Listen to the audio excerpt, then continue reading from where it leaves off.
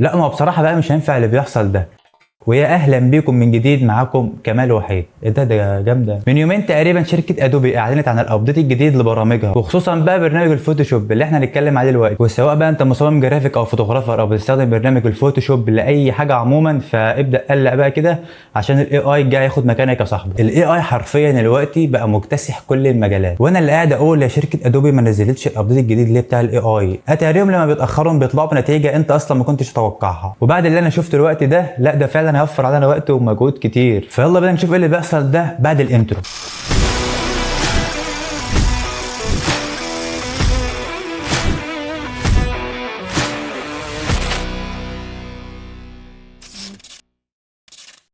الصوره دي كويسه جدا حلوه، بس انا عايز اغير اللي هي لابساه ده. فهنجيب مثلا اداه السلكت كده ونعمل سلكت على البروفايل ده ولا اسمه ايه. هنيجي على جنريتيف فيل، ما تكتبش هنا اي حاجه خالص، اضغط جنريت واستنى بقى نشوف ايه اللي هيحصل. ترى لا سحر ولا شعوذه.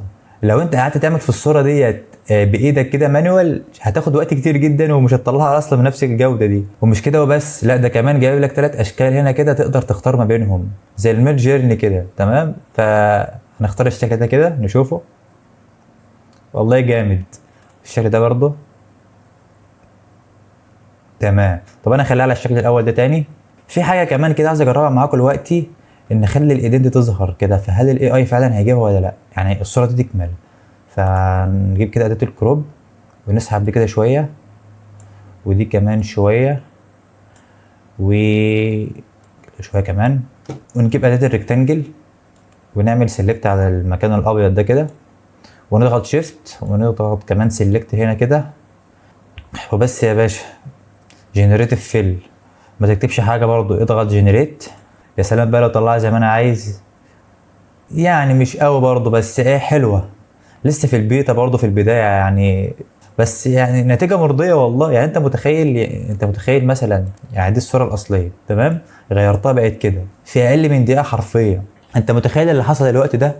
غيرت لها التيشيرت او البروفايل اللي كانت لابساه وزودت لها مكان، زودت لها ايد كده في الصوره في اقل من 30 ثانيه حرفيا. فيعني حاجه جامده. تعال نكمل.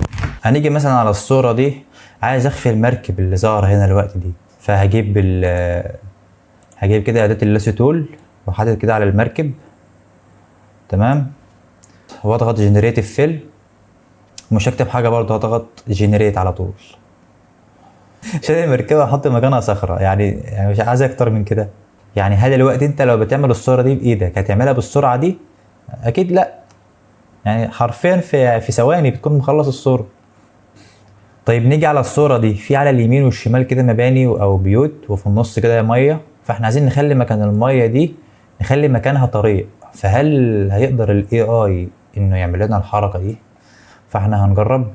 فنضغط على جنريتيف فيل ونضغط ونكتب هنا، نكتب طريق او رود. جنريت. اتوقع ان هو يعملها خلاص يعني، ما هنشوف برضو مع بعض. لا بجد ايه ده، لا واقعيه جدا يعني. ومطلع لك بقى ايه كل حاجه كده بالتفصيل، يعني عامل شغل جامد. وفي كمان هنا برضو في الشكل ده كمان. لا بس دي مش احسن حاجه يعني. في برضو الشكل ده جامده جدا. ومطلع لك كل حاجه بالتفصيل كده. يعني بص ما فيش فيه غلطه. لو انت شفت الصوره دي كده لوحدها من غير اي حاجه مش هتطلع فيها غلطه فعلا. يعني الصوره دي لو قعدت تعمل فيها كده لوحدك بايدك كده مش اقل من ربع ساعه او نص ساعه كده عشان ايه تطلعها بنفس التفاصيل دي. فانا مش عارف اتكلم. تعال نكمل. طيب نيجي على الصوره دي كمان، وبرضه عايز اخفي الاشخاص اللي في الصوره دي. فهضغط جنريتيف فيل.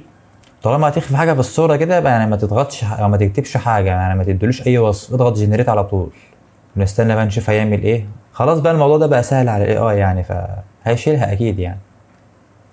وبس كده يا سيدي، شال لك الاشخاص بكل سهوله خالص. ولو تلاحظ كمان الشارع او الطريق ده جاي كده، وفي من على بعد كده برضه نفس الطريق، يعني جايب لك واصله للطريق كده. برضه لو اخترنا الشكل ده كده برضه نفس الكلام، واخترنا الشكل ده كده نفس الكلام برضه. طيب الصوره ديت معموله بالطول كده، عايز برضه اخليها عريضه شويه او اجيب في الجنوب زيادات. هل الاي اي هيجيبها برضه في وسط الاشجار وكل التفاصيل دي؟ هنجرب مع بعض كده نشوف. انا لسه بجرب اول مره معاكم فايه، نشوف كده مع بعض دلوقتي. نعمل برضو سيلكت هنا كده ونضغط شيفت ونضغط سيلكت كمان. تمام، واضغط يا باشا جنريتيف فيل جنريت. يعني حتى في وسط الاشجار وفي وسط كل الكلام ده برضو طلع لك زيادات وكأنها طبيعيه جدا. طيب نصعب عليه الامور شويه ونحاول نخلي الصوره دي كلها ملامحها تتغير. يعني هنجيب العلم ده كده هنحدد عليه او نعمل عليه سيلكت ونضيف مكانه مثلا علم مصر. هنكتب مثلا ايجيبت فلاج ونضغط جنريت. هل هيغير العلم ولا لا؟ هو مش علم مصر قوي يعني، بس ده تقريبا اهوت علم مصر. لا ده علم مصر اهو. تمام. طب مش عجباني وعايزه يعمل جنريت كمان مره، فاضغط هنا برضو جنريت كمان. هطلع لك كمان 3 صور مختلفين عن دول تماما. فهنشوف جايز يطلع المره دي صور واقعيه اكتر.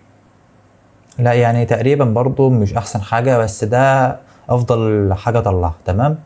طيب نحاول بقى نغير المباني دي كده او نشيل كل الحاجات اللي موجوده هنا دي. تمام. ونخلي مكانها صحراء، تبقى صحراء في وسط بحر او صحراء جنبها بحر. طبعا لسه لاول مره بجرب الكلام ده معاكم، فيعني بنشوف مع بعض. ماشي ماشي. طب نجرب دي كده. طب دي لا مش احسن حاجه خالص، مش احسن حاجه. فانا هضغط ديسلايك عشان توصل لهم بقى، يحسنوا من الابديت ده عشان بعد كده يطوروا منها وينزلوا في الابديت الجديد حاجه كويسه. بس هي والله برضه حلوه مش وحشه يعني. يعني ده كده طالع منها العلم وفي نفس الوقت طالع منها الشمسيه، وهنا كده في جبال في الاخر اهي. يعني شوف الصوره قبل بعد. طيب صورة البحر دي كده فاضية ومفيش فيها لا مركبة ولا سفينة ولا أي حاجة خالص، فاحنا عايزين نضيف فيها سفينة كده في الحتة دي. تمام. فنضغط جنريتيف فيل ونكتب له سفينة مثلا ونضغط جنريت. يا سلام، ده مطلعها بالظبط. يعني حتى هنا في شادو طالع اهوت يعني وظابط لك الاضاءات بتاعتها وظابط لك كل حاجة خالص في الصورة. وفي طب نشوف نشوف الصورة التانية دي كده برضو كويسة.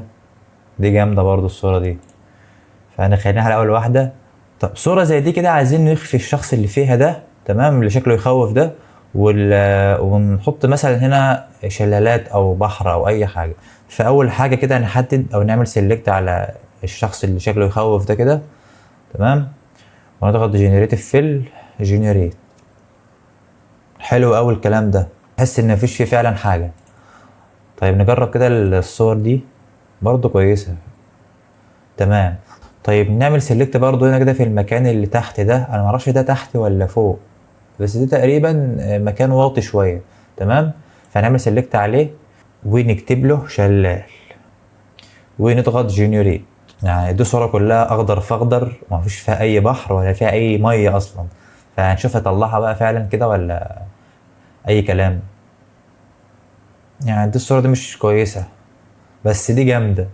حلوة والله الصورة دي. ودي كمان، بس ده احلى واحدة فيهم.